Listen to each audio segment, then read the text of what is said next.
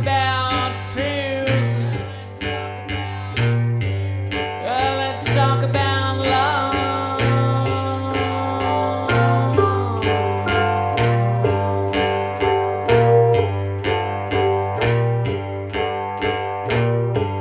Yeah, I got fears, but I ain't got no love.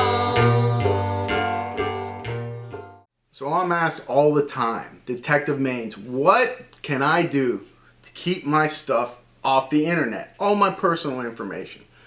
Well, I don't like that stuff out there. I don't want people to know my voting preference. I don't want people to know my cell phone number.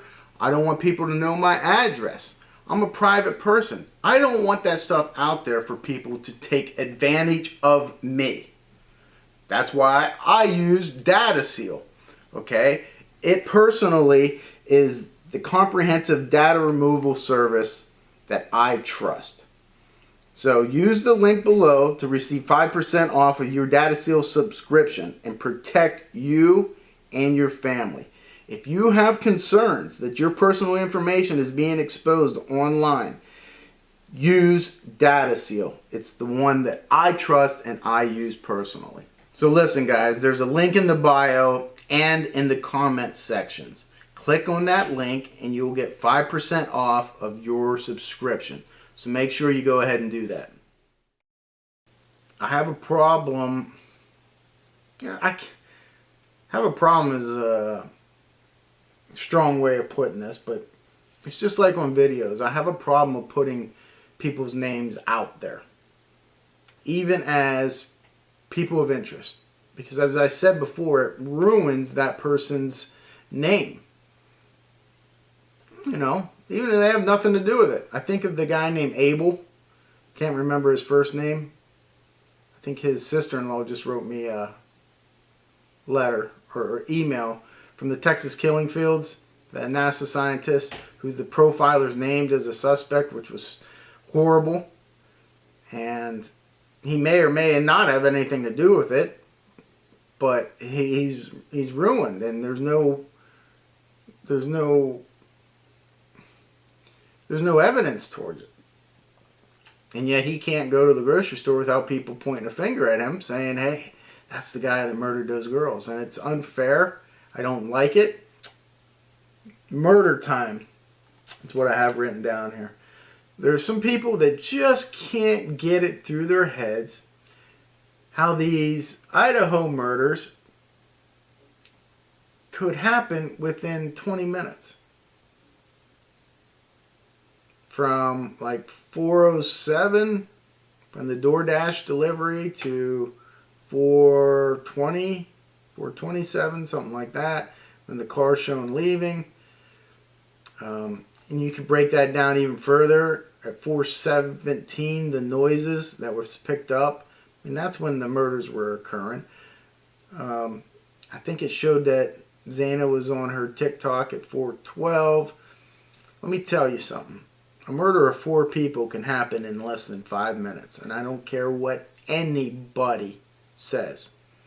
You could bring the best defense expert in the world, and I will disagree with them until the day's long. You could bring Cyril Wecht in, and I would disagree with him.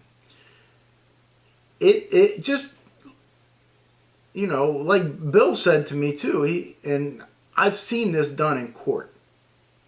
So it's very effective. Where they would just sit in silence and time yourself for 30 seconds. 30 seconds!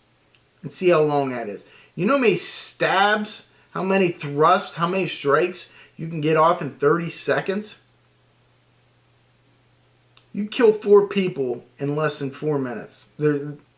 Now you have to factor in movement, fighting, yes. But more than likely, 2 of these people were asleep. You can accomplish your task there in less than a minute. And then traverse downstairs where a struggle of some sorts occurred. And let's just give that 5 minutes. There's still plenty of time. Still plenty of time. So You know how some people will say, well, you always say you don't know, because I don't know. This is one of those things that I do know. That time frame of murder could definitely happen. And it did happen. Now you have some far left, far right conspiracy theories already. That there was somebody waiting in the car. Somebody was helping him.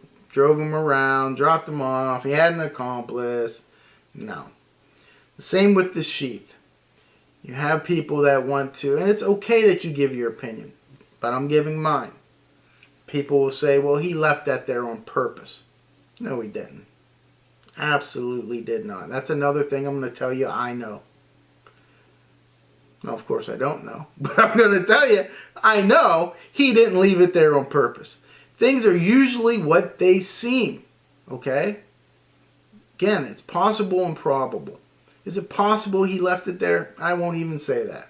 It certainly isn't probable. He forgot it. If he wanted to be caught, wouldn't he just sat there and waited for police to show up? Wouldn't he leave a note? Hey, this is me. He wouldn't leave a sheath. That makes no sense. He wouldn't have cleaned out his car. Did the things that he did in avoidance. That makes no sense. Sometimes people try to make things just more complicated than what they are. Now sometimes, maybe 5%, 10% of murders or unsolved crimes are more complicated than what you think. But that's rare. That's not probable. Yes, it's possible, but not probable. He didn't leave that sheath on purpose to try to throw off and make it look like it was a Marine. He just forgot it. He made a mistake. Happens all the time. Richard Speck left that girl underneath the bed. He would have killed her had he remembered. He lost track of how many nurses were there. She survived, and the rest is history. You know, BTK leaving that IP address or whatever it was on that floppy disk. His narcissistic personality got the best of him. He screwed up. He got caught. Wish he would have got caught sooner. But it is what it is, right? This Kohberger's the same way. He just screwed up. That sheath was not there, left there on purpose. Okay? It's just not. Yeah, let's talk about